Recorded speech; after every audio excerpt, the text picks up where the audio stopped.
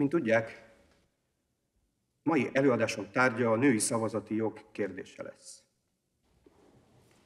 Emellett szeretném a tisztelt hallgatóság elé tárni azon újabb kutatásaimnak eredményét, melyeket volt szerencsém a legszigorúbb és alaposabb tudományos módszerek próbája alá vetni.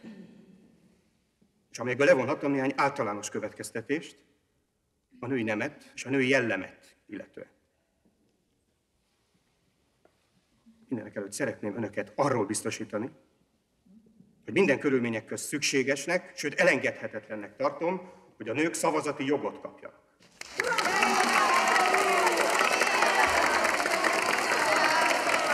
Továbbá, hogy a szavazati jogon túlmenően a hétköznapi élet minden területén a férfiakkal egyenlő jogokat élvezzenek. Kérem, hagyjuk ezt, hölgyeim, hagyjuk ezt. Ez egy tudományos előadás. Ez egy tudományos előadás!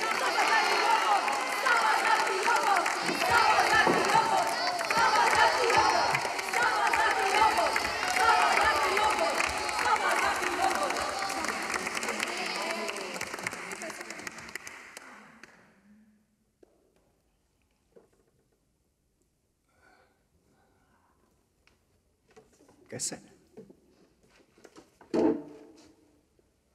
A szavazati jogot tehát mindenképpen szükségesnek érzem, ugyanis a férfi és nő egyenjogúsítását anélkül is lehet követelni, hogy hinnénk a férfi és nő erkölcsi és értelmi egyenlőségében.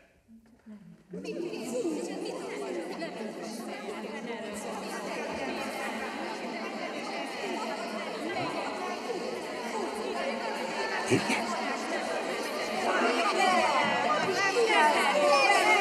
Nem szégyellik, hallgassanak már! Hölgyeim, hölgyeim, figyeljenek ide! Nem érdekli önöket, mit akar mondani? Hallgassuk meg! Hallgassuk már végig!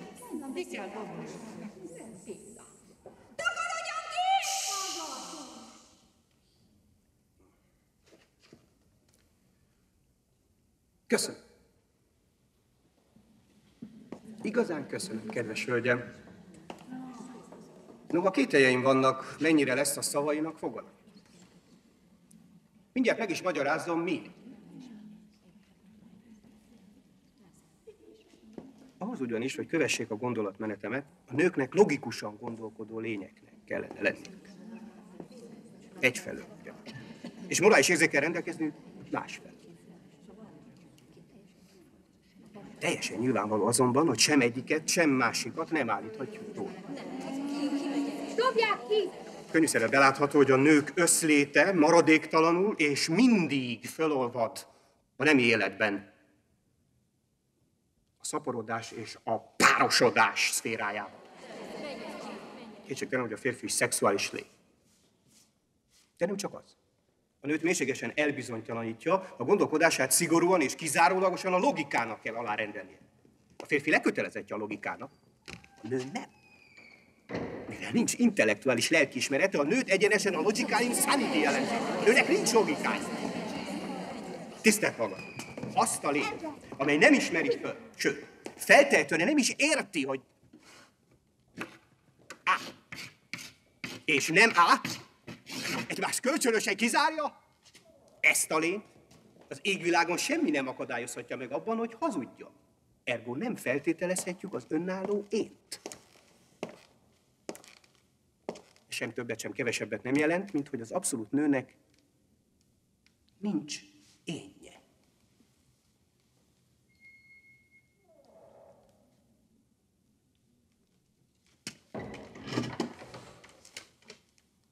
Kérem szépen.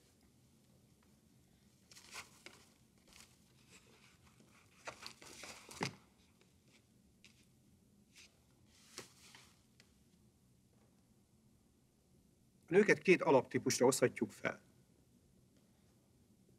Az anya és a ringyó. A ringyóságra való hajlam és alkalmasság a nőben organikusan és születésétől fogva jelen van, megvan. Épp úgy, mint az anyaságé. A kettő közötti alapvető azonosság azonban a szexualitásban rejlik. Már hallom is a tiltakozásukat. De így van.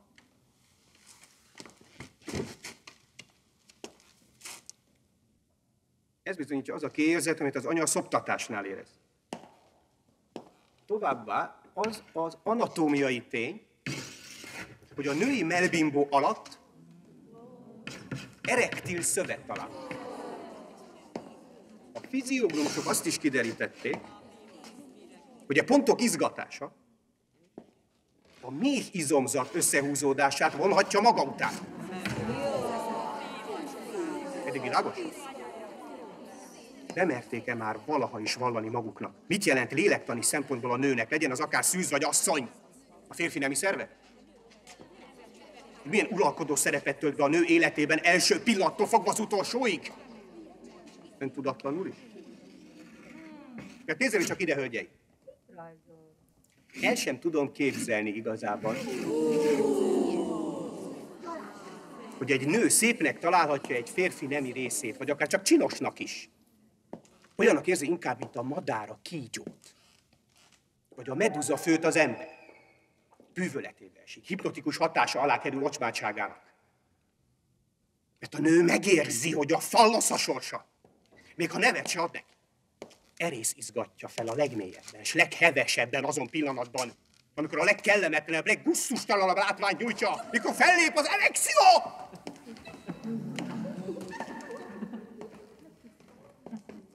Ez lesz a végső bizonyíték annak, hogy a nő nem a szépséget keresi a szerelemben, hanem valami egészen más. Hogy a nő nem mélyértelmű, nem fennköltértelmű, hanem egészében véve értelmetlen. Hogy a nő egész egyszerűen érthetetlen nulla. Nincs semmiféle kapcsolata az eszményekkel. Nem tagadja ugyan, de nem is igényli őket. Mivel hogy a nő nem illogikus és nem is logikus. Alogikus! Alogikus! És hasonlóképpen amorális!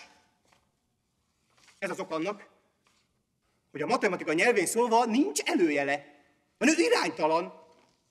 Se nem jó, se nem rossz. Egyszerűen nem létezik. A nő nincs. A nő nem létezik. A nő egyszerűen nem létezik. Nem létezik. Nem létezik. Nem létezik.